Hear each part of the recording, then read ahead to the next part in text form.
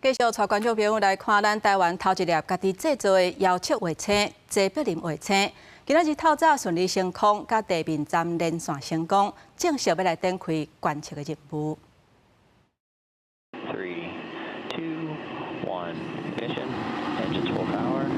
and lift off. Go Falcon, go Transporter 15.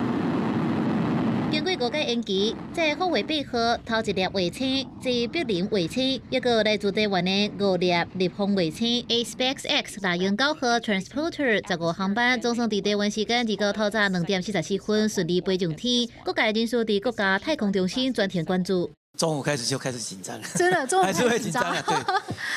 对，对，以前因为坐火箭很多 hot fire 飞是其实看很多了，是，不过这个真的自己的 baby 在上面的时候还是会紧张。飞机飞上天3分钟了后，整流塔脱离，8分钟了后完成第一载飞机回收，3点38分，510公里的轨道，立方卫星陆续入轨道，5点04分，济北林卫星脱离飞机进入预定的561公里轨道。已经就是确定部署出去了，紧张，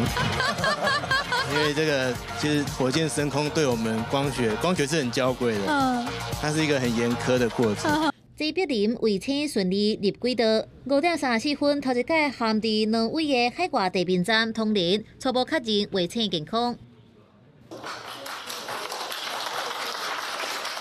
通联的时间大概11分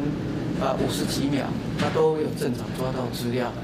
基本上看起来卫星蛮健康，一个很重要，确定是太阳能板已经要展开了，因为已经有看到太阳能板这个就是这个电流，这个电已经有电进来了。济北林卫星10点43分通过台湾的空中，甲台南的地面站通联12分钟，搁再确认卫星健康。吴总成功，会伫刷到台甲地面站通联的时，继续传送指令，渐渐稳定卫星的动态。也若福卫8号星系会一个一个检测，对今年开始逐年发射，按算2030年全星系布局完成，时到会当提供逐工真侪届的载控，甲全球涵盖的卫星影像。公司新闻采访报道。